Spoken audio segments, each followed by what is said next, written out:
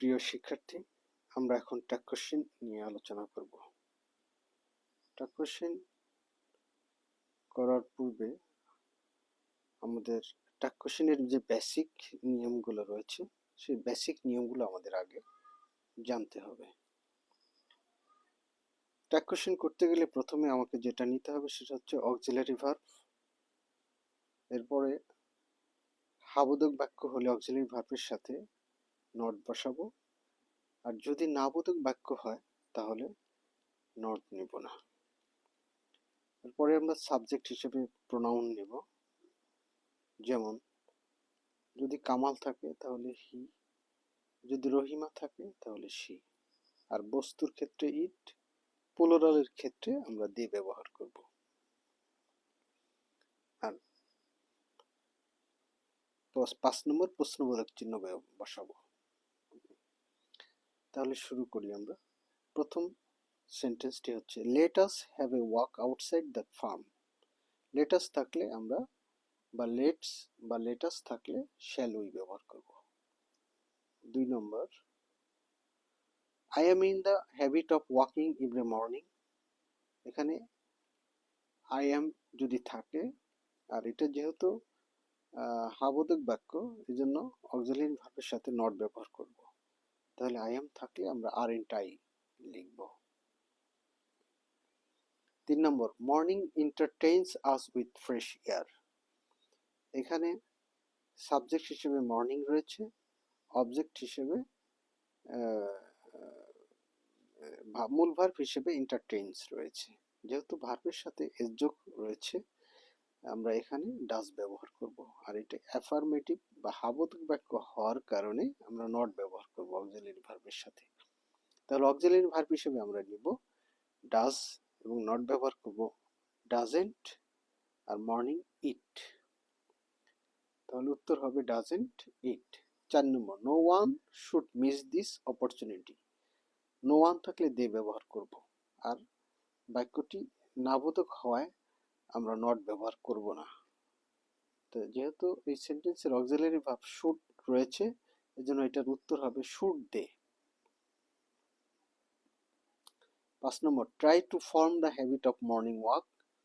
এখানে ভার্ব দিয়ে শুরু হয়েছে বাক্যটি, আর কোনো সেন্টেন্স যখন ভার্ব দিয়ে শুরু হবে তাহলে বুঝতে হবে এটা ইম্পারেটিভ সেন্টেন্স, আর এই ভার্ব দিয়ে শুরু হওয়া ইম্পারেটিভ সেন্টেন্সকে আমরা উইল ইউ বা ওয়ান্ট ইউ উত্তর করব। 6 নম্বর, নাথিং ইজ ইম্পসিবল। আমরা জানি নাথিং থাকলে ইট ব্যবহার করতে হবে, আর অক্সিলারি ভার্ব ইজ, তাহলে উত্তর হবে ইজ ইট। 7 নম্বর, I think everybody knows it. এই সেন্টেন্সে আই থিঙ্ক আমরা নিব না, এভরিবডি নোস ইট এখান থেকে আমরা সেন্টেন্সটিকে ধরব। তাহলে এখানে উত্তর হবে এভরিবডি থাকলে দে হবে, আর নোস প্রেজেন্ট ফর্ম এজন্য ডোন্ট দে। 8 নম্বর, let's arrange a class party. এখানে আমরা লেটস এবং লেটাস থাকলে শ্যাল উই।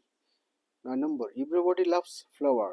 এভরিবডি থাকলে দে হবে, আর লাভ প্রেজেন্ট ফর্ম যার কারণে ডোন্ট দে হবে। নাথিং ক্যান স্যাটিসফাই হিম। আমরা জানি নাথিং থাকলে ইট ব্যবহার করতে হয়, আর এটা নেগেটিভ সেন্টেন্স হয় এর সাথে নট ব্যবহার করব না। তাহলে উত্তর হবে can it. 11, life is full of struggle. Life subject is auxiliary verb, আর এটা যেহেতু হাবোধক বাক্য এজন্য অক্সিলারি ভার্ব ইজের সাথে নট ব্যবহার করব, isn't it. 12 number, we are to overcome them if we want to succeed in life. এখানে সাবজেক্ট উই, অক্সিলারি ভার্ব আর, যেহেতু এটা হাবোধক বাক্য এজন্য অক্সিলারি ভার্বের সাথে নট ব্যবহার করব, তাহলে উত্তর হবে আরেন্ট উই। 13 নম্বর, so we should face them with chorus. এখানে subject we, auxiliary verb should, আর যেহেতু এটা হাবোধক বাক্য যার কারণে অক্সিলারি ভার্বের সাথে আমার নট ব্যবহার করতে হবে, তাহলে উত্তর হবে shouldn't we. 14 number, we may fail at first. এখানে সাবজেক্ট উই, অক্সিলারি ভার্ব মে, এবং এটা হাবোধক বাক্য হওয়াতে অক্সিলারি ভার্ব মে এর সাথে নট ব্যবহার করব, মেইন্ট এবং সাবজেক্ট উই, তাহলে উত্তর হবে মেইন্ট উই। 15 নম্বর, but we must not lose heart. এখানে অক্সিলারি ভার্ব মাস্ট আছে, আর নট যেহেতু আছে আমরা এটা কোশ্চেন এটা উত্তর করার সময় নট নিব না। তাহলে উত্তর হবে মাস্ট উই।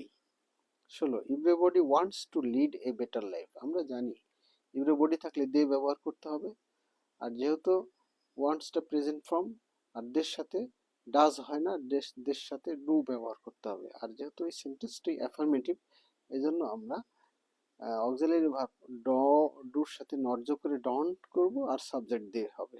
তাহলে উত্তর হবে don't they. 17 a better life seldom comes without hard work. সেন্টেন্সের মধ্যে যদি সিলডম থাকে তাহলে আমরা নট নিব না। আর যেহেতু ভার্বের প্রেজেন্ট ফর্ম কাম রয়েছে, এই জন্য ভার্বের সাথে এস রয়েছে, এই জন্য ডাজ ব্যবহার করব। তাহলে উত্তর হবে does it. 18 number we have to work hard for this. এটা সাবজেক্ট উই এবং হ্যাভটা হচ্ছে অক্সিলারি ভার্ব। এখানে আমরা অক্সিলারি ভার্বের সাথে নট ব্যবহার করব, যেহেতু এটা সাবধিক বাক্য। তাহলে haven't we. 19 must most of us can hardly work. আমরা জানি হার্ডলি থাকলে নট ব্যবহার করব না। তাহলে আমার উত্তর হবে অক্সিলারি ভার্ব ক্যান, আর আসের সাবজেক্ট হচ্ছে উই। তাহলে উত্তর হবে ক্যান উই। 20 নম্বর actually life is not a bed of roses. এখানে লাইফ হচ্ছে সাবজেক্ট আর ইজ হচ্ছে অক্সিলারি ভার্ব। তাহলে আমার এখানে উত্তর করতে হবে ইজ ইট।